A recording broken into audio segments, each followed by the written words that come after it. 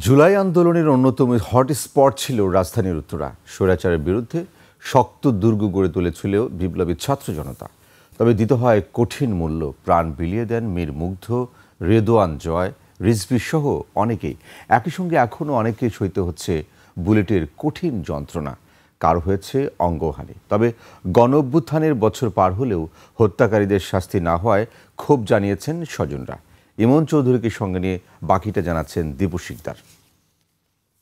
একনন soap, দেশের number 1 হালাল antibacterial soap. Natural ব্যাকটেরিয়ালাইসিসের সুরক্ষায় ফ্রেশ ও অ্যাক্টিভ সবসময়। জুলাইয়ের উত্তরা এই যেন ছিল রণক্ষেত্র।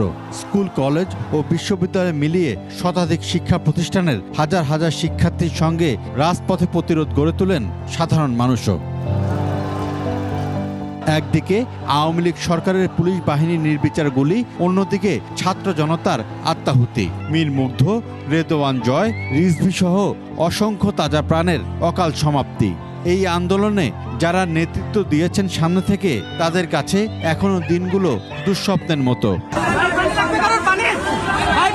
নিরস্ত্র ছাত্র জনতার বুক তাক করে যেভাবে করা হয়েছে গুলি, তা ভেবে এখনো রীতিমতো আটকে ওঠেন তারা। তবে গণ অভ্যুত্থানের 1 বছর পার হলেও হত্যাকারীদের শাস্তি না হওয়া ও শহীদদের স্বপ্ন বাস্তবায়নের পথ না দেখায় ক্ষোভ ঝাড়ছেন জুলাই যোদ্ধারা। মুগ্ধ ভাইও রক্ত দিল, কিন্তু বাকি একটা দল নিজেদের এই জুলাইকে বাপের সম্পত্তি মনে করে নিল। আসলে মুগ্ধ ভাই হয়তো এখন আফসোস করতেছে যে আমি আসলে এমন দেশ চাই নাই ভাই। 1 বছর পরে আমাদের রিয়েলাইজেশনটা আসলে এমন যে আমরা এখন দেখতে পাচ্ছি হলো গিয়ে একতরফাভাবে হলো যে ক্ষমতার মসনদে বসার একটা প্রতিযোগিতা। কামারপাড়ার বামনাটেক কবরস্থানে মীর মাহফুজুর রহমান মুগ্ধর সমাধির সাথেই আরেক শহীদ রেদওয়ান শরীফ জয়কেও দাফন করা হয়।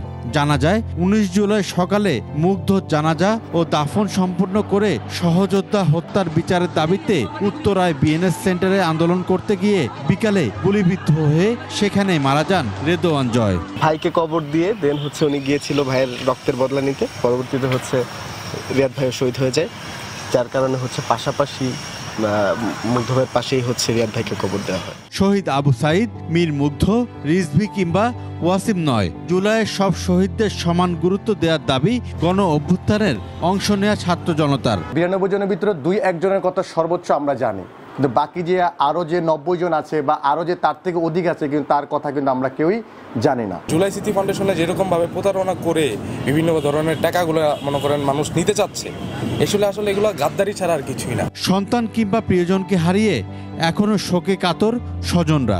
মৃত্যুর আগে ছেলে হত্যার বিচার দেখতে চায় শহীদ পরিবার।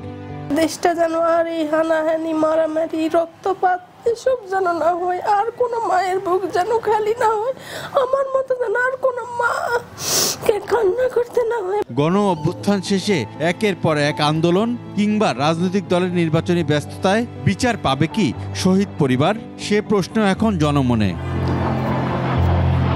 দীপু শিকদার, 21 টেলিভিশন, ঢাকা।